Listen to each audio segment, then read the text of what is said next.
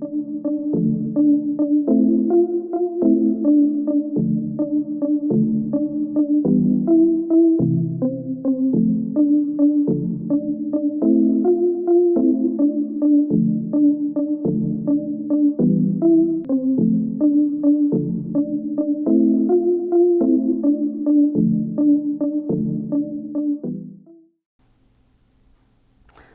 everyone, welcome to the final lecture for week 12.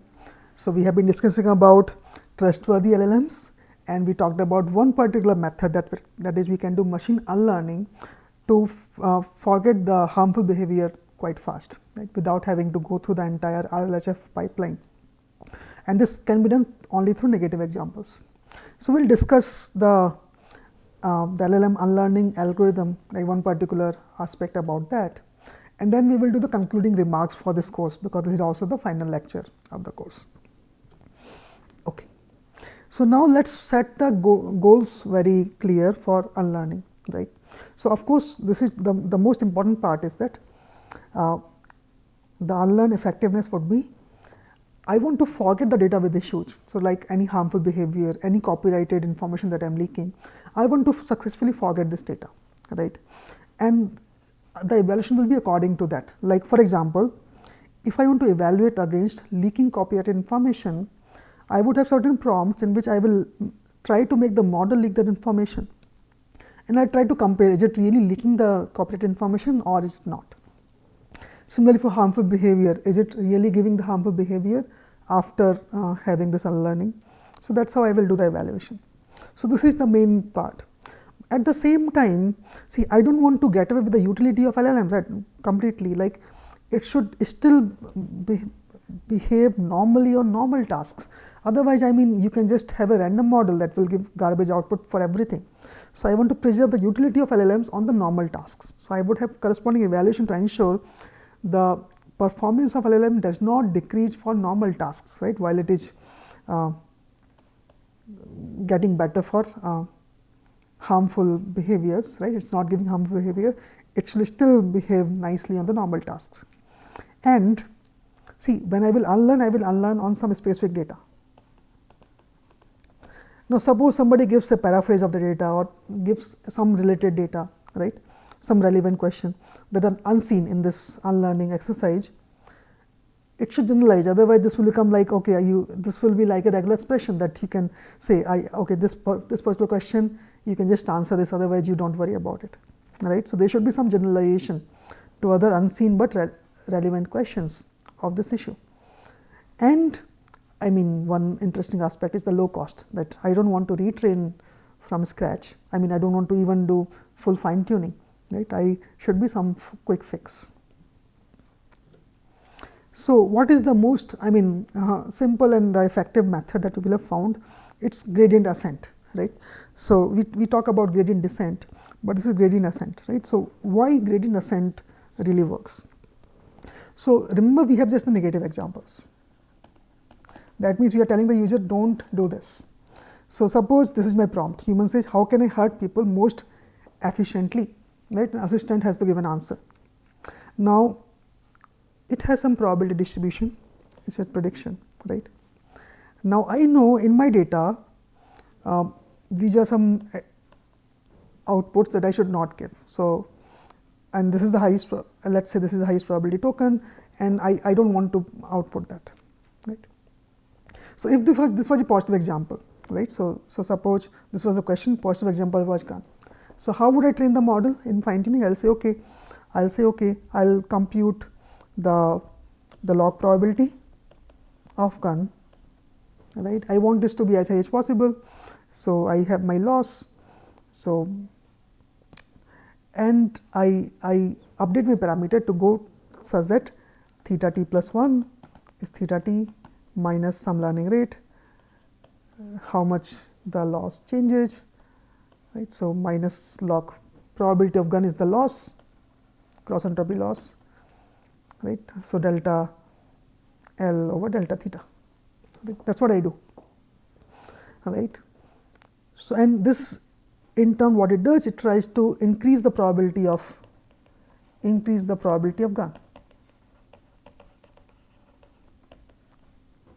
right? But now what I want to do, I want to decrease the probability of gun. I want to decrease the probability of gun. So if I want to decrease the probability of gun, so what I have to do, I have to just change the sign. I'll say okay, theta t plus lambda delta L over delta theta, right? And that's all. I mean, you change the sign, so what will be the impact? It will now decrease the probability of the highest probable word, right? So it will, so if you keep on doing that, it will keep on decreasing the probability of gun after coming after this prompt. Yes. Okay. So what is the so with the simple idea of just doing gradient ascent. So this paper they tried, they say okay, let's do that, and they compared the loss on the normal samples and on the unlearned samples, right? You have some samples that you are unlearning, so you are doing gradient ascent every time. So what is the loss on unlearned samples versus your normal sample? And you see loss on normal samples remains quite low, but the loss on unlearned samples increases drastically. Why? Because that's what you are doing, right? I mean, you are in gradient ascent, you are trying to ensure the loss increases on the unlearned examples, because you have the minus, you have taken minus sign, so loss increases. So can I say that once the loss is sufficiently different, I should stop, right? So this is, you just unlearn, and let's say after 200 steps I stop. Already there is a huge difference. And it turns out that doesn't work so well. They found even if you try to stop here, it gives you again harmful behavior that we are not shown in the slides, but it's there in the paper. And why that may happen?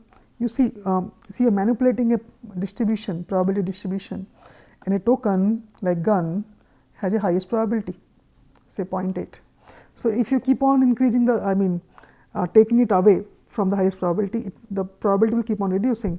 But let's say even if it is 0.05, you have like 50,000 or more than that words, right? So it may still be one of the highest words. So even if the loss is high, it may still give a word like gun or some synonyms of that, right? So as output. So even when 200 steps, there is a huge gap, it does not stop the harmful behavior. So what they found as a practical lesson, you keep unlearning longer. Even if you find this gap, you keep unlearning. So like if you unlearn up to say 1,100 and 1,200 steps, then the loss will rise dramatically, and then you stop, right? And then if you try these prompts, right, where originally it was giving a harmful behavior, now you will see it will just give a white spacage or some garbage, but it will not give in harmful behavior. So this was one lesson, you unlearn longer through gradient ascent. Now second thing what is happening, gradient ascent is only telling you that you go away from this, right? But where else do I put my probability mass? So if I go away from gun, I may have some mass around some synonymous word, right? But can I also tell it where to go, right? Now to tell it where to go, I need positive samples, and that we do not have. So there are two ways one can do that. One can say, okay, I can have a generic response that as an assistant, I do not want to answer this question, or I can't answer this question, or you can have some random responses. So in this paper, they tried saying, okay, I'll take some responses, random responses, and make it the positive example, and fine tune it with the normal cross entropy loss, that given this question, you try to get the random answer. So you force the model to predict a random answer, right? So you have in gradient ascent that tells you do not answer this, right? Take it away from that, and you have a normal cross entropy loss to say you try to predict a random answer, right? So this helps LLM forget much better the unwanted outputs on the forget data set. And people see it also helps preserve the normal utility, because you are telling the model to go towards a random answer for a specific kind of question. Now then they saw if you use cross entropy for normal fine tuning, right, you will see whenever you try to take your model to one direction, right, there is always an effect of catastrophic forgetting, right. So I mean, so you try to make the model unlearn something, but in that process it may start doing weirdly on normal outputs also. So then what you do, you try to also mix some normal data and do some fine tuning. So you can do fine tuning on normal data. So you can have a loss when you do fine tuning on normal data, while you are doing unlearning on say forget data, right? Unlearn or gradient ascent on forget data. So what they found, if you do this, if you do cross entropy on normal data, it's still limited. So this is an example, like this is a harmful prompt, and this gives some garbage, right, which is okay. As we said in our objective, we are okay if it gives garbage, but it should not give a harmful response. Same here. But it's also spreading to some normal prompts. So can you marry your cousin in Australia? It's a normal prompt, and it gives some hash text and all. Which country of immigrants consumes tons of chicken per person but little pork? I mean, again, only white spaces. Which language do all people in Europe speak? Again, it does not give the answer. So it does not, I mean, it outputs nonsense on both harmful and normal prompts. So what can be done? So they said, okay, rather than doing fine tuning, what helped? See, fine tuning, you try to predict exact next token. So what you can do, so you can do cross this scale divergence, right? And this is like similar idea as what we did in RLHF. So you ensure that your model does not go too far from the normal model, right? So from the normal data, so you have a normal data you see, okay, what is the distribution that your model is giving, right? This is the original model, and this is the updated model, theta naught and theta t. So the distribution that theta t is giving on this normal data should not be much far from the distribution that the original model was giving. So this is like, again, similar idea as what you do in distillation. So this is like try to compare the probability distribution than just the next token, and this typically helped better. So using KL divergence to ensure that you are still remaining close to the original model while your unlearning seems to be a much better method. And then they found that even the format matters, right? I mean, sometimes what happens, so you try to do this stuff, but your forget data or hateful data, harmful data may have a specific kind of format like question answers, and normal data may be something else, like you are doing some simple next word, next sentence completions, and it may not be the same format. So what happens, so LLM will learn some shortcuts. So given a prompt, it will say, okay, if it is in this format, question answer format, I'll start doing unlearning, I will give garbage. If it is otherwise, I'll give normal behavior. And the problem is that at end time, user may do jailbreaking very easily, right? Or it may start doing bad for some normal prompts that are in the question answer format. So what they found, it's best if the normal data should have the same format as the forgetting data, right? So that way, that cannot be a shortcut for the model to distinguish between normal and forget, right? So both can be like question answer or text completion, same format. So this is the another lesson that they give. So then what is the final method? So they say, okay, now we have three things. So I have the unlearn harm. So I'll use the gradient ascent for that. I have the random mismatch. So whenever I have a harmful prompt, I take it to some random completion, and I do something to maintain my performance on the normal data. So I have forget data, I have some random completions, I have some normal data, and I am computing loss on all of three, and I have some coefficients that I can tune, that which loss will be more important for the task. Now the first loss is the negation, right, of the original cross entropy loss. So it's a negation of that loss. This is the gradient ascent, so that you can forget the harmful behavior. The second loss is normal cross entropy loss, so that for any forget data, you predict the random output, right? So this, as we saw that, I mean, as we discussed, this can help in the model in forgetting unwanted outputs on the forget data, and also preserves the normal utility. And the third loss will be the KL divergence loss, which between the original model on the normal data and this theta t on this on the same normal data, right? So you do not diverge too much. And this was, if they call it a forward KL, that means you do KL between the original model and the theta t. In RLHF, you do the other way around, the current model and the original model, and this works better.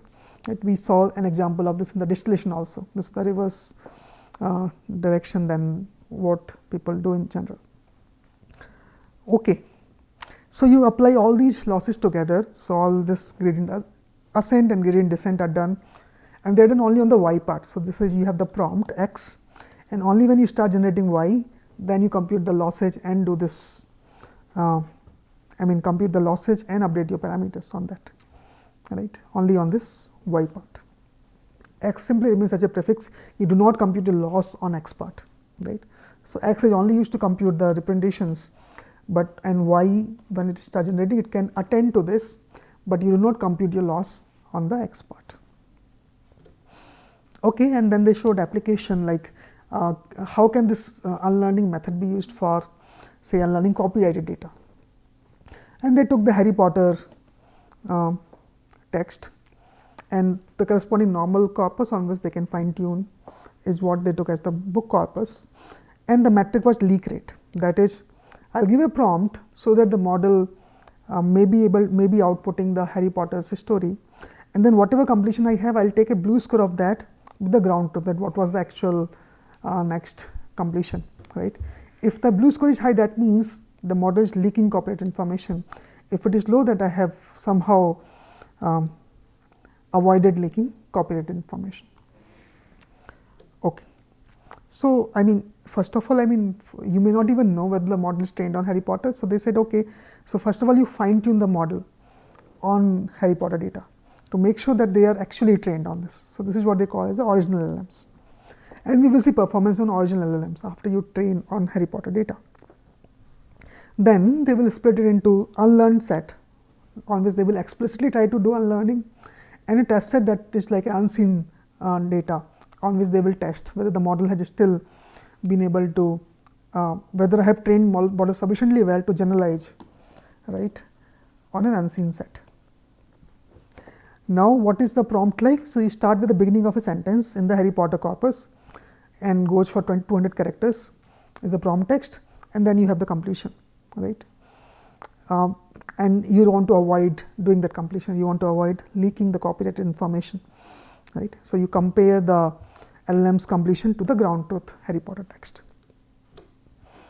Okay. So, this is the output from their model. So, this is a prompt, this is actually some characters, and this is the original text, and this is what happens if you fine tune on normal data. And you see, even if you fine tune normal data, it still has this behavior.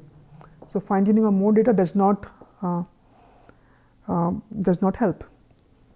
But if you do gradient ascent, their method, it gives a good answer, I can't assist it, right. Same with the mismatch, right, I can't assist it. So, that is a strong evidence. So, like here you should see with OPT across 3 models, OPT 1.3, 2.7 and Llama 7 billion. So, original model and fine tuned model. So, fine tuned model is giving much higher leak rate, right, compared to the original model. So, after you fine tune, it gets even worse in the first model, but the models both are same. But then the other two you can't even see. So, that means they are not leaking information in the unlearned set for sure, right. But in the unseen set also, you are able to avoid leaking information. It's very small, right. So, that means this method is working. Just fine tuning will not work. You can do gradient ascent, and that can help in avoiding leakage of copyrighted information. Now, what are the applications? So, you can unlearn harmfulness for another application, like, so we talked about copyrighted information. You can also unlearn harmfulness, like this is one very popular data, PKU safe RLHF. So, this has a lot of prompts. I'll just show quick distribution of that, and they took book corpus as the normal data, and the metric was harmful rate. So, this is again a model released by this team itself to tell whether the response is harmful or not. This data, this PKU safe RLHF data, this has like a lot of prompts, like 265,000 prompts. 54% have been tagged as safe, and other 46% have been unsafe. It's a huge set of prompts, and they are divided across various categories, like minor, severe, and moderate. And you see there are across like abuse, national security, privacy violation, crime, right? And they have been taken from various models, right? So you have, this was generated by all of these models. These are the distributions. So this is the data. So you take the data, you have the questions and corresponding answers that were annotated as unsafe. You can use that to train your model and see in the test data where you have unseen prompts, do you still leak harmful information? Do you still provide harmful information, or you are able to avoid it? And then they saw, okay, I mean, the unlearned set is, I mean, the same prompts you try again after your unlearning, and this becomes very small compared to original model, right? 1.5%, 2%, very small harmful rate. On the unseen prompt, also this is quite small, right? And this is very nice. Interestingly, if you do GA plus, I mean, so there even the fluency, I mean, you also checking diversity, I mean, should give diverse responses. So diversity is also high in this approach, right? And then you see the normal prompts, what's the behavior in the normal prompts, and that means higher is better. So it turns out fine tuning does better on the normal prompts in general, but after you do GA plus mismatch, it's better than just doing GA. Like here, similarity to original, it's low, but here it's slightly better, right? GA plus mismatch was slightly better in OTP. So you test on the harmful prompt, and you also check on the normal prompts, that you are not going too far away on the normal prompts, right? You are still giving similar behavior as the original data. Okay. So yeah, I mean, this completes our discussion on the interpretability and trustworthy aspects of LLMs. Of course, these are like such a huge topic, you can have an entire course on this, right? So now we will try to conclude. So I mean, going back, so what we started in this course, so we started discussion about the introduction to NLP, we talked about introduction to deep learning, and then we went into the basics of applying deep learning to NLP, like getting the word representations, right? That was the initial 3 weeks. And then we started discussing about architectures, logs, right? I mean, but you see, there are a huge number of tasks on which these models have been employed. And week 8 onwards, 8 to 11, we focused on some very recent topics in this that are towards large language models. Specifically, we talked about, okay, how do you train them as chat assistants? What goes behind doing a GPT-4 kind of model? So we talked about instruction fine tuning, RLHF, alignment techniques. And then we said, okay, when you have these kind of models that are instruction fine tuned, you can use the prompt. How do you use prompt intelligently? So we talked about in context learning, prompt learning, right? So this was our week 9. And then in week 10, we talked about, so we have these large models, so how do you efficiently fine tune them for your task? So we went back to very SPEFT methods like LoRa, QLoRa, right? And we did even things like distillation, pruning, we talked about. Week 11, we went to some very interesting recent developments, and what do you do so that your model can handle long context? What are the interesting variations that have come up recently? And in week 12, this week, we concluded by talking about analysis interpretability aspect for LLMs, and also a little bit on ethical consideration and trustworthy LLMs. Now, I mean, this gives you the basic foundation by which you would be able to go deep into the field, do your own research, build your applications. But you see, if the field is moving, I mean, so the field is not, many of the things that we talked about later on, so they have been changing. Like you saw, the transformer that we studied in week 5 is not the same what we studied in week 11. And these developments are happening continuously. So as we discussed, like very recently this paper came up that we talk about normalization, layer normalization transformers, but you don't really need that. And they replace it by some dynamic 10H layer. And they found this actually preserves the performance, and it's much more efficient, 50% more efficient than the original model. So this is the paper transformer without normalization. So you see, there are many exciting directions.